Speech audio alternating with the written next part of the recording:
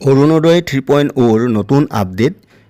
অৰুণোদয় আঁচনিৰ ধন একাউণ্টত জমা নহ'লে হিতাধিকাৰীসকলে এইটো কাম কৰিব লাগিব। যিসকল মহিলাই আগৰ পৰাই অৰুণোদয় আঁচনিৰ ধন পাই আহিছিল কিন্তু যদি বৰ্তমান এই আঁচনিৰ ধন লাভৰ পৰা বঞ্চিত হৈছে, তেন্তে তেনে মহিলা হিতাধিকাৰীসকলে তেওঁলোকে কিছুমান বিশেষ কাম কৰিব লাগিব আৰু সেই বিশেষ কামবোৰ আজি এই ভিডিঅ'ৰ জৰিয়তে আপোনালোকক জনাবলৈ চেষ্টা কৰিম। নমস্কাৰ বন্ধু বান্ধৱীসকল, আশা কৰোঁ ভালে আছে। প্ৰথমে ডিজিটেল ভক্ত ইউটিউব চেনেলৰ হৈ আপোনালোক সকলোকে ৱেলকাম জনাইছোঁ।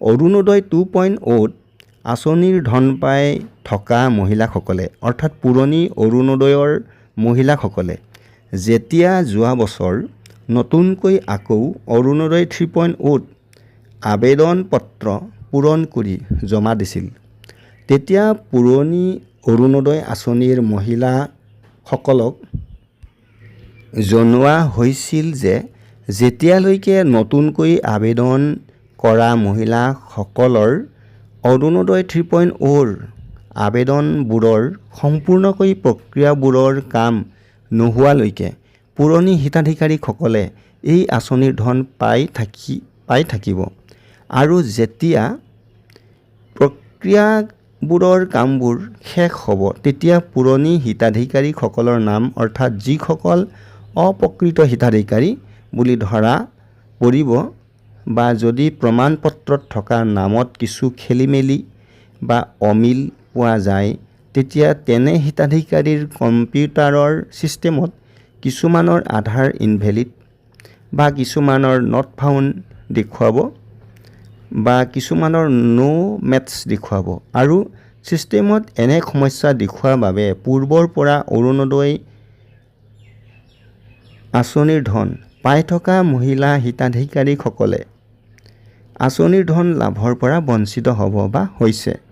যিসকল মহিলাই পূৰ্বৰ পৰা আঁচনিৰ ধন পাই আছিল কিন্তু যোৱা কেইবা মাহৰ পৰা যদি ধন পোৱা নাই, তেন্তে তেনে মহিলাই কৰ্তৃপক্ষৰ লগত যোগাযোগ কৰি নিজৰ প্ৰয়োজনীয় কামবোৰ কৰিব পাৰে, যাতে পুনৰ আগৰ দৰে অৰুণোদয় আঁচনিৰ ধন পাই থাকে।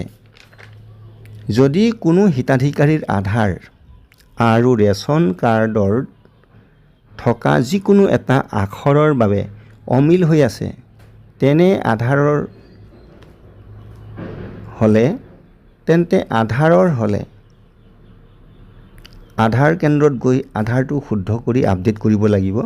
তাৰপিছত গাঁৱৰ বাসিন্দা হ'লে ব্লকত গৈ যোগাযোগ কৰিব পাৰে আৰু চহৰৰ হ'লে পৌৰসভাৰ কাৰ্যালয়ত গৈ যোগাযোগ কৰিব পাৰে। কিছুমান হিতাধিকাৰীসকলৰ এটাই মাত্ৰ প্ৰশ্ন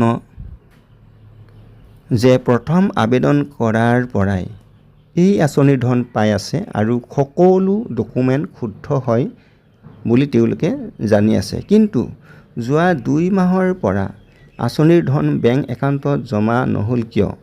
ইয়াৰ এটাই কাৰণ হ'ব পাৰে, পূৰ্বতে ৰেচন কাৰ্ডৰ তথ্য আৰু আধাৰৰ তথ্যৰ কোনো হিতাধিকাৰীৰ পাৰ্থক্যটো পৰীক্ষা কৰা নাছিল। কিন্তু অৰুণোদয় 3.0 অহাৰ লগে লগে ৰেচন কাৰ্ড বাধ্যতামূলক অৰ্থাৎ মেণ্ডেটৰী কৰি দিয়া হৈছে।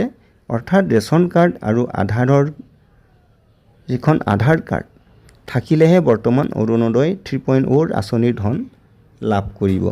গতিকে বন্ধু বান্ধৱীসকল, পূৰ্বৰ পৰা অৰুণোদয় আঁচনিৰ ধন লাভ কৰি থকা যিসকল মহিলাই বৰ্তমান অৰুণোদয় আঁচনিৰ ধন লাভৰ পৰা প্ৰকৃত হোৱা স্বত্তেও বঞ্চিত হৈ আছে, যদি তেনে মহিলাই সকলো তথ্য আহৰণ কৰিবলৈ গাঁৱৰ হ'লে ব্লক বা জিলা আয়ুক্ত আৰু চহৰৰ হ'লে পৌৰসভা বা জিলা আয়ুক্ত কাৰ্যালয়ৰ কৰ্তৃপক্ষৰ লগত যোগাযোগ কৰি ভুল হোৱা তথ্যবোৰ শুদ্ধ কৰি পুনৰ নিৰ্দিষ্ট কাৰ্যালয়ত জমা দিলে পুনৰ আগৰ দৰে অৰুণোদয় আঁচনিৰ ধন পাই থাকিব।